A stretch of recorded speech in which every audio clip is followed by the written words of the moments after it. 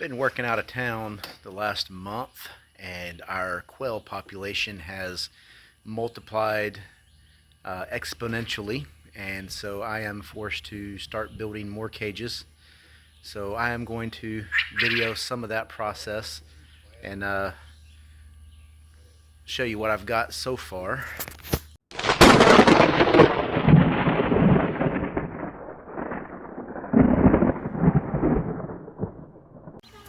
Here are some of our quail that are outgrown their grow out pen while I was working out of town. I wasn't able to get to our cages since I was away from home. But most of these are going to be divided up, 7 to 8 females to 1 male. And they just gathered a bunch of eggs out of here. Hello there.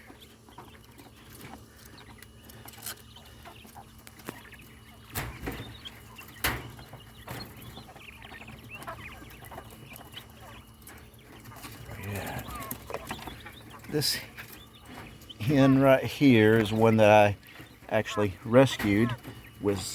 Got stuck in her egg when she hatched, and they say you're not supposed to help them, but I guess it worked for her.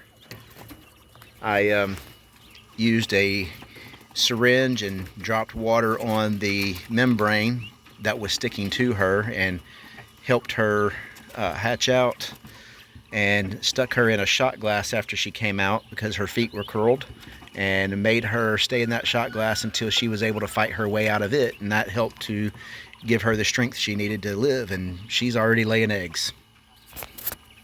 This is her right after I helped her hatch. You can see her feet are curled and she has no strength. Then I put her in the shot glass. I didn't have a video of that, but here is a pic for an example. Some of our original quail that we used to hatch out the 2 batches that we have hatched, and some of these will be getting divided up. We started out with initially 15. We have 9 left. Possums got to them, so we had to reinforce the cages that were given to us. Here is the beginning of this cage that I'm doing. It's going to be 4 foot by 2 foot. The bottom is welded wire that's 1/2 inch by 1 inch with the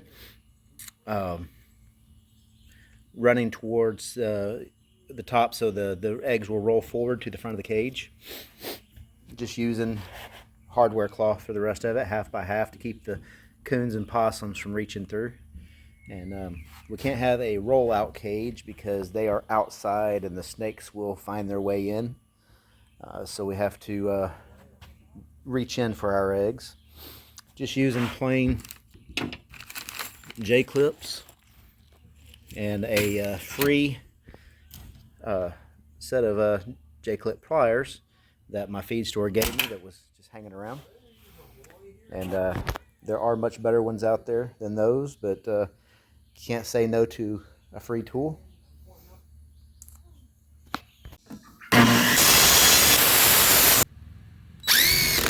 Alright, now I've got a little bit of a frame in what's going to be the bottom. My front piece is beginning to be attached. I'm going to get that on after I make another frame for the top, and that will be how I attach it to the legs. That will hold this up about 4 feet off the ground. And then after I get it completely enclosed, I'll cut my door out and start making holes for my feed in water.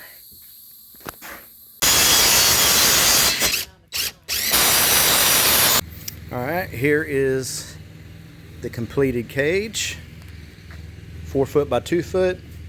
Got a 1 foot by 10 inch wide door. We have some doors that open in, some that open out, and we seem to prefer the inward open doors.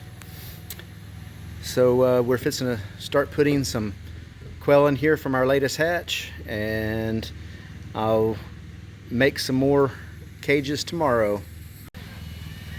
I've got it temporarily attached next to my my other quail cage so that we can move them when necessary, but so they are more sturdy set next to each other. Our ground out here is very uneven, so the more rigidity we have, the better. And quail are fixing to go in. And now we have some quail in the cage.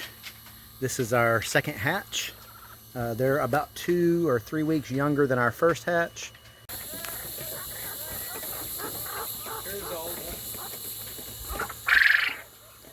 Which one of you is crowing? Did y'all hear that crow? Oh, there's another one over there. They're talking to each other.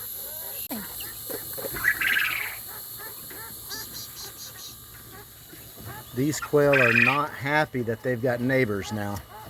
That's what that noise is.